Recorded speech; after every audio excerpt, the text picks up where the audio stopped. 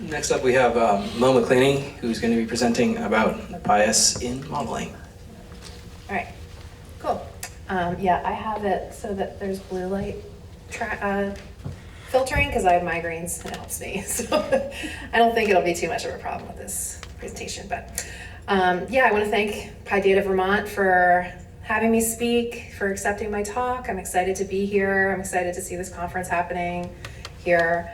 I'm an open source developer advocate at IBM. My team builds and maintains open source AI projects for IBM and makes it possible for external open source projects to be used on enterprise platforms and adopted by the company. So this means, my job is like maintaining documentation, supporting product adoption or project adoption, building relationships and contributing to external communities, and helping to vet licensing and things like that. Lately, I've been busy building an internal process for IBM to review open source project health and measuring that over time. And then I'm also working a lot on the VLM community, but this is basically a map of all the projects that my team contributes to and supports. And today I'll discuss why it's imperative for us to think about ethics in AI. If you wanted to see my slides for any reason, you can scan the QR code and pull them up on your phone. I also have resources linked there with my slides. But yeah, everyone here knows machine learning algorithms impact our lives every single day. It decides what our credit card limit is, whether or not you're going to get a raise at work, whether you get into a medical trial.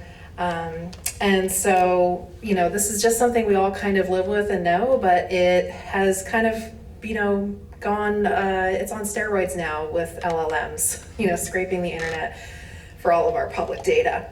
And so I have a loose agenda here for the talk. We'll discuss some public examples of bias in machine learning, and then we'll talk about some societal and industry standards and solutions that are being built to combat that. And then we'll talk about some open source tools, one of which we just heard about, InstructLab. So I'm not going to dive too deeply into that one today. But then we'll talk about some resources and stuff like that. First, I wanted to just describe what cognitive bias is, just to level set the room here. And so a cognitive bias is a deviation from a rationality and judgment. So basically you create your own reality based on your perception of the world around you and your personal experience. And people make decisions about the world around them, all the time, and you don't always know when you have a bias because it's, your own personal experience. And so machine learning is not immune to this. And a lot of times with machine learning algorithms, with automation, we tend to think that the machine is innocent, the machine is making a purely scientific prediction based on the data, but that is built upon data that is, built by humans. The algorithms are designed by humans, and we have to keep an eye on how societal injustices can eke their way into machine learning algorithms and the outcomes there. So I'm sure you've seen lots of public examples. I'm going to share some specific ones to help illustrate some of my points. And the first one is comes out of Prisma Labs. They developed the Lensa app in 2018. It was a photo editing software. It made Magic Avatar. That was launched in November 2022. It skyrocketed within a month. It had 6 million downloads. And it spurred new AI filters on TikTok and other copycat applications.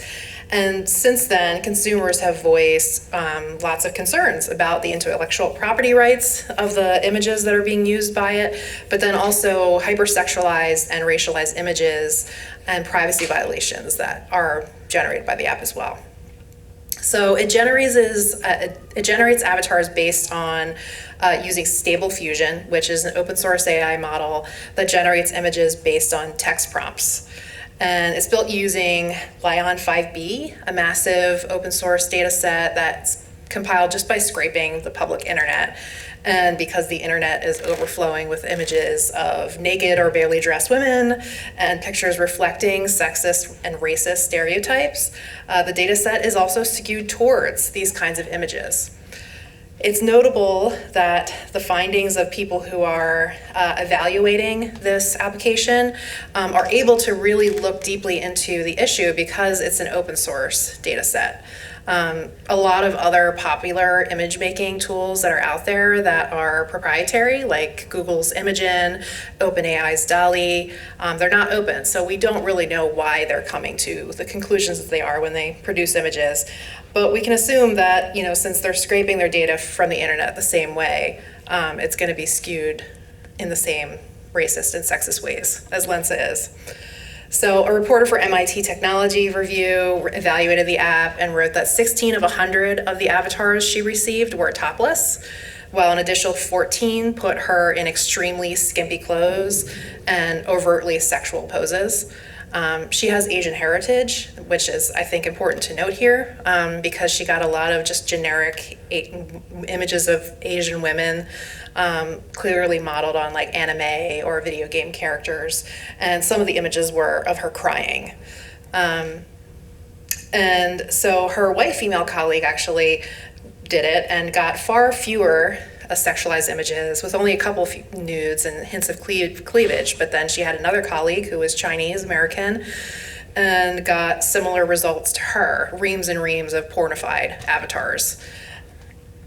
And then, just a simple launch of the Lion data set showed, any kind of keyword for Asian brought back, pornified images, really.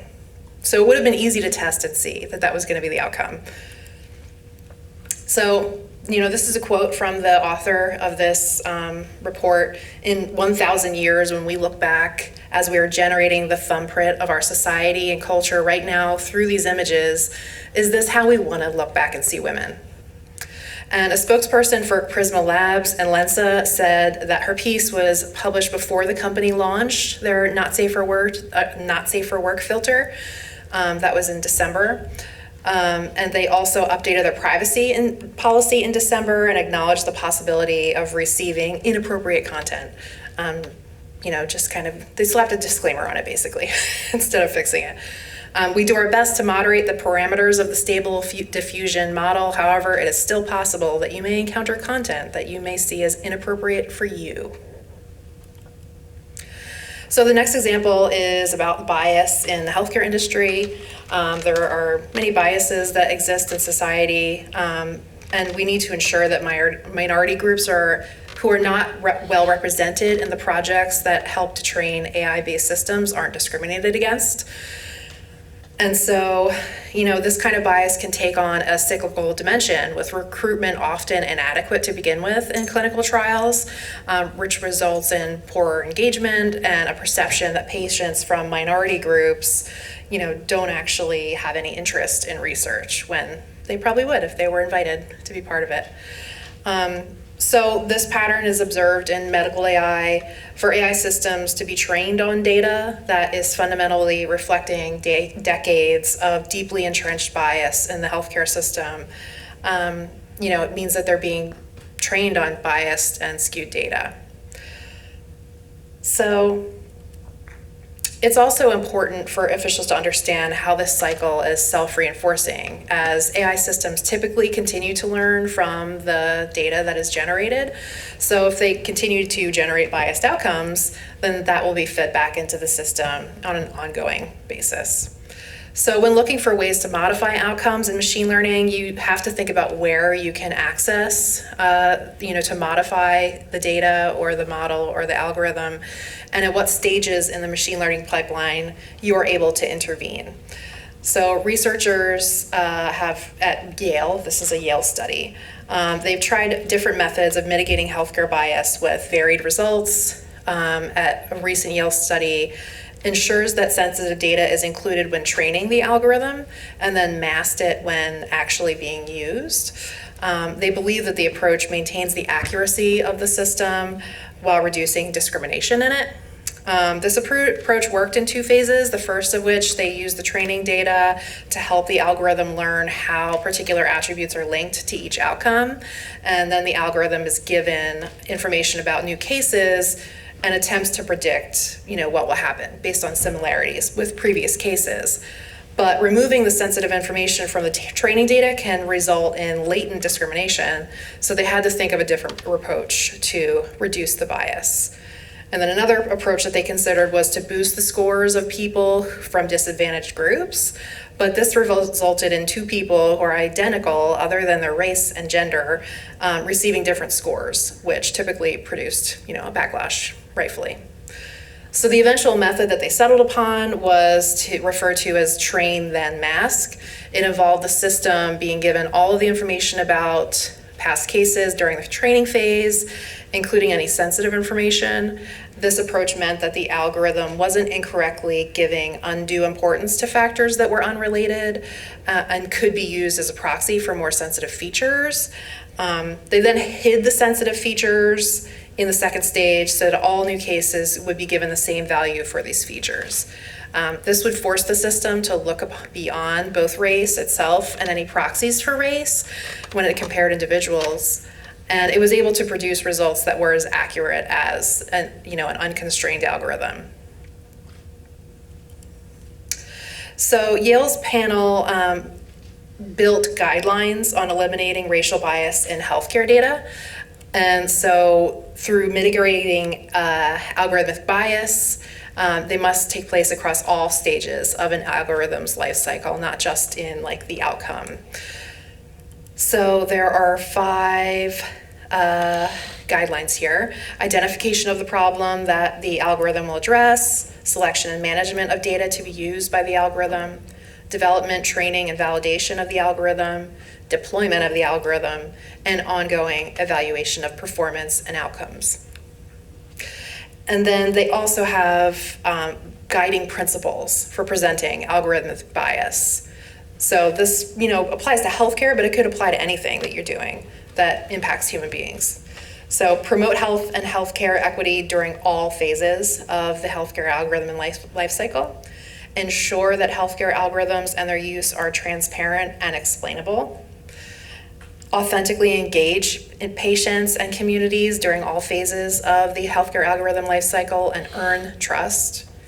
Explicitly identify healthcare algorithmic fairness, issues and trade-offs, and ensure accountability. And this is the leader of this study. Lucilla said, as the use of new AI techniques grows and grows, it will be important to watch out for biases to make sure we do no harm to specific groups while advancing healthcare for others. We need to develop strategies for AI that advance healthcare for all. And then the last example that I'm going to talk about is the Gender Shades Project. This is from 2018. So it's a little bit older, but I like it because it's a good example of standing up to big tech, and in this case, standing up to IBM actually, which is interesting because that's my employer. But so Joy Buolamwini ran this study through MIT where she compared the facial recognition outcomes of a bunch of popular facial recognition algorithms. And IBM had the largest gap in accuracy, actually, with a difference of 34.4% in error rates between lighter males and darker skinned females. And Buolamwini said, if we fail to make ethical and inclusive artificial intelligence, we risk losing gains made in civil rights and gender equity under the guise of machine neutrality. So she went in a year later and released an update on the study and used the same benchmarks as before, expanding her review to include Amazon's recognition and a new system called Kairos. And she found that all of the major players, IBM, Face++, and Microsoft, had seen significant improvements in their gender classification, but there was still a lot of work to be done. So yeah, she announced these results. And she said that, our company luckily was pretty open to her findings and invited her actually to flew her into IBM research to work with our researchers and paid her for her time and stuff like that to help us improve our work. But this is just an example of someone actually making an impact through activism and caring. So now it's time to talk about solutions. What can we do to work towards combating bias in AI? I think that the first, layer is, education, making sure people understand how this leaks in and make sure people are aware of systemic injustices so they can watch out for these things. And so a lot of universities have made it a requirement that their computer science students take ethical and morality classes. Specifically for technology. Cornell, Harvard, MIT, Stanford are all colleges that require this. I wonder if, since I found this stat, if UVM requires this of computer science majors. I should ask somebody, but yeah. So these are the types of questions that are posed to students. So is the technology fair? How do you make sure that your data is not biased? Should machines even be judging humans in this case, or should this be something that a human is doing? And then there's also this conference called Data for Black Lives. It's actually coming up again, I think in August. Their CFP is open right now. They had a workshop where they talked about this problem, and they came up with these questions. Who counts? Who is doing the counting?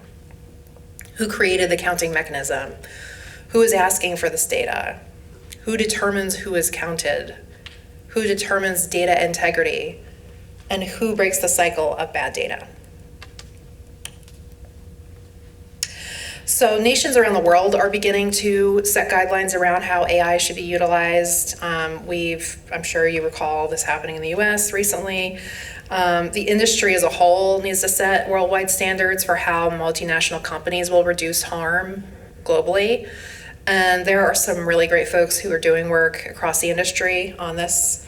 LFAI is one example. They are part of the Linux Foundation. Their mission is to build and support an open AI community and drive open source innovation in AI.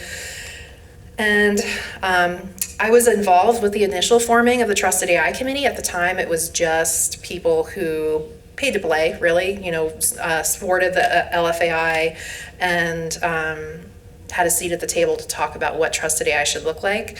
So it was a lot of industry and also nonprofits and things like that, because they get free membership to the Linux Foundation. And since that time, this turned into it got kind of sucked into Generative AI Commons, and now it's the Responsible AI Committee. And so, it's a not-for-profit, it's a neutral foundation in open governance with over 300 members and over 900 projects that live underneath of it. And so, we're a community of industry professionals, students, academics, experts, and practitioners. We meet every Thursday at 4 p.m. Central Europe time, and anyone can get involved with this if you want to be part of this work. Right now we're working on a responsible AI framework, and we're trying to have a draft ready to share at AI Dev Hong Kong in August. So you could use this QR code to check it out if you want to learn more about that. Another good standards committee, the National Institute for Standards and Technology, otherwise known as NIST, was established by the U.S. Artificial Intelligence Safety Institute. And so in support of this, they created the U.S. AI Safety Institute Consortium. This brings together more than 200 organizations to develop guidelines and standards for AI measurement and policy. And so there's a bunch of different work groups there that are active at this time: risk management, synthetic data, capability evaluations, red teaming, safety and security. And then, as I mentioned, there are AI regulations popping up around the world. China, the UK, Australia, India, Japan, they've all enacted some kind of legislation around how AI should be used in their countries. More than 37 countries have proposed AI-regulated legal frameworks. I'm going to focus mostly right now on the EU and the US because they are very similar but different in very interesting ways. So on April 8th, 2019, the EU adopted the ethics guidelines for trustworthy artificial intelligence. And at a high level, they want trustworthy AI to be lawful, ethical, and robust. But they also have guidelines that we'll talk about in a minute and compare them to the US guidelines here. Because in October 2023, President Biden made an executive order on AI that was set to be coordinated government-wide. And Biden, as I said, also set forth a series of 7 requirements. So the EU Artificial Intelligence Act has human agency and oversight as a requirement, technical robustness and safety, privacy and data governance, transparency, diversity and non-discrimination, fairness, society and environmental well-being, and accountability. And I compared them to the US guidelines. And so it's interesting because the US guidelines are a lot more focused on like just American citizens, doesn't include transparency, doesn't include accountability, but includes promoting innovation and competition and advancing American leadership abroad. So it's definitely more of like a national approach to how they talk about it, which is just interesting. And then I also looked at what Vermont is doing because there's a lot happening in our little state too. And it's interesting to see what our state does because even though we're small, we do have a big impact on what happens nationally because we're able to kind of take risks that bigger states aren't necessarily willing to do. And sometimes that's good, and sometimes that's bad, depending on who you talk to or who you ask. But in 2018 to 2020, there was the Vermont Artificial Intelligence Task Force, and they were set to investigate the field of artificial intelligence and just make recommendations to the state. And then in 2022, they passed some legislation which created the AI Commission. They hired the first AI director for the state, and they launched a statewide code of ethics. In fact, just earlier this year, they made a recommendation to the legislature on potential deep fake statute. And then just last month, Governor Scott vetoed a data privacy bill, which at the time was considered the strongest in the nation. But really it was because there was part of it that was, to crack down on companies' use of online personal data. The bill allowed consumers to file civil lawsuits against companies that break data privacy rules. So that's why Governor Scott vetoed that.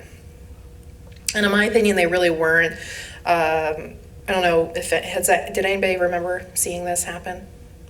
Yeah. So they really didn't define what kind of data was protected either. It was I think it just was too vague. It could be a lot stronger. So some tools to combat unwanted bias.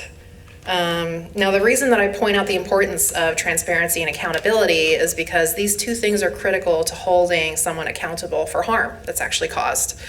And transparency and accountability are possible with things like open source AI. So let's talk about some open source tools that are available to help you with increasing transparency.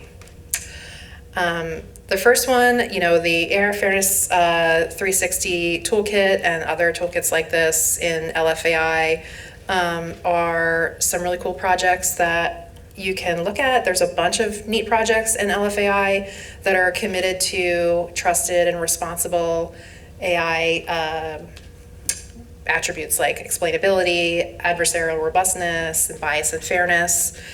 There are 3 that I recommend you check out because I helped push them into open governance at LFAI. They were developed in IBM research, and we put them in open governance, and they're still really active. I was checking them out the other day. So the purpose of these projects were to help people take control of unwanted outcomes. And adversarial robustness helps you prevent unwanted tampering of your models. AI fairness helps you define and mitigate unwanted bias. And AI explainability helps you explain the process and outcomes of your models. The next tool to discuss, to highlight is Granite through IBM. Transparency is important when determining where a model originates and how it's trained. And Granite is IBM's flagship brand of open large language models. And so they were launched in October 2023. They're the first set of open source models released in May 2024. And our approach is really guided by our AI ethics principles with a strong emphasis on trust and transparency in the training data and the model training process. So we offer clients intellectual property indemnity protection so they can focus, on what they're doing with their AI and not on litigation. And then they're built for the enterprise and governed by rules and safeguards to minimize hateful and profane content or HAP. And the models are trained on data sets that meet IBM's rigorous data governance, risk, and compliance criteria. So you can see them on Hugging Face and check them out. We were talking about them at lunchtime. There's a bunch of different models that can do lots of cool different things. And improved accuracy for targeted enterprise business domains like finance and use cases like RAG is achieved through chat fine-tuning and model alignment techniques. So this is really small. If you look at my slides, you'll be able to see this more clearly, but it kind of just shows you the training phases used to build trusted models. And then the last tool is InstructLab. BJ talked about this a little bit before I stepped on stage, so I'm not going to go too deeply into it. But many large language models are essentially proprietary black boxes where you don't know where the skills come from or how they're utilized. And with a project like this, you can ensure transparency and accountability in your models. So, as you already know, it's an open source project by IBM and Red Hat, which makes it possible for anyone to contribute to the large language model, their own skills. And then the key projects that make up InstructLab are the taxonomy tree of knowledge and skills and the CLI iLab for, model fine-tuning. So how can you get involved aside from using, the things that I discussed today? I wanted to remind you of the Gender Shades Project one more time. You can do a few things to support this work and work like it. This work proves that being held accountable is really key to getting companies to do the right thing, because they're always going to go for profits first unless someone makes them do something else. Companies must work hand in hand with academia to reduce harm that's caused by modern technology. And you can make a tax-deductible donation to the work of the Algorithmic Justice League. They're on ActBlue. So in conclusion, we need to contend with the fact that data is generated based on human behavior, and models and algorithms are built by humans. So no matter what, as people in the tech industry, it's our responsibility to build systems that are fair. And I don't think anyone that built the projects I mentioned earlier meant to cause any harm. I really don't. I think that they were trying to do something novel and cool. But harm is caused. And so it's our responsibility to stop it. And whether this means making better decisions when building tools or pushing for legislation to protect our privacy and our freedom, or working to build a more inclusive work environment, we all have a role to fight, to, get involved. So if you want to find me on LinkedIn, you can get my QR code here. And then I have resources for this talk that you can check out through this QR code or on my bit.ly link here. So thank you. That's it.